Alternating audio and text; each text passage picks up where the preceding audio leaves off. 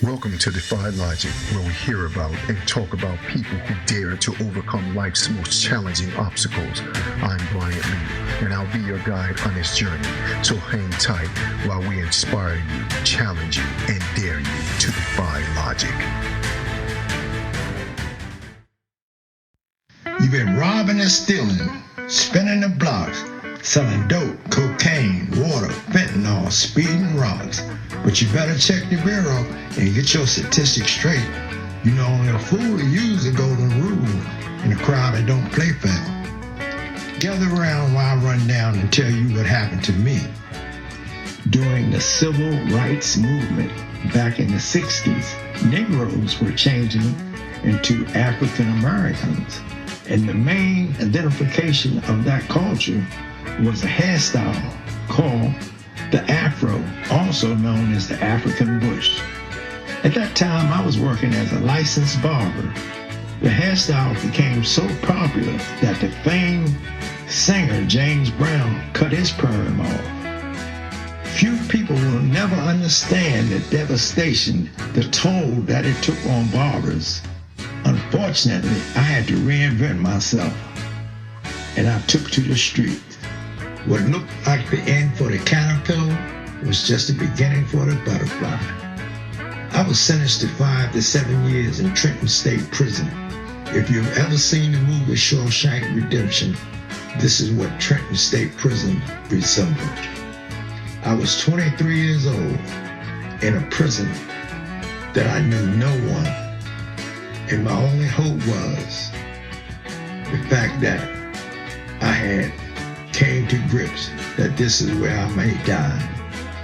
In Trenton State Prison, this is where I realized that I was losing the game, because I was never really in it. I was a pauper, thinking that I was a king, a pawn, being manipulated. I was sentenced close to 20 years for robbery, and I had netted over $3,500. The risk really wasn't worth the reward, until I really started understanding the game of chess and the value that I had placed on my freedom. I was later transported to Passaic County Jail, and I experienced one of the most devastating feats known to man, is kicking a drug habit cold turkey.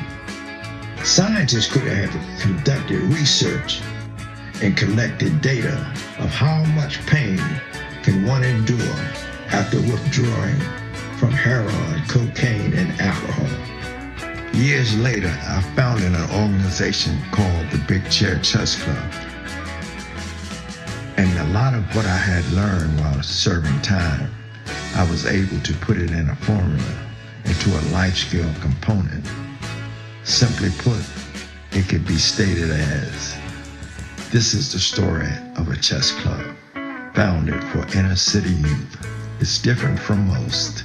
It's distinguished in boast of not just teaching chess for truth. It teaches young children to reason, to rationalize, to use good sense and intelligence against deception, treachery, and lies. So at the Big Chair Chess Club, we are on a mission to save the lives of our children, to teach the unteachable, reach the unreachable, and to get them to always think before they move. Few individuals have used their passion, in this case chess, to overcome a Goliath so big that it changes lives and helps them become the subject of a motion picture. But that's exactly what he did.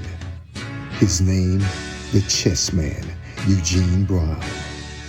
Think before you move. What's your Goliath?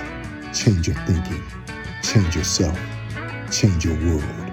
Defy logic.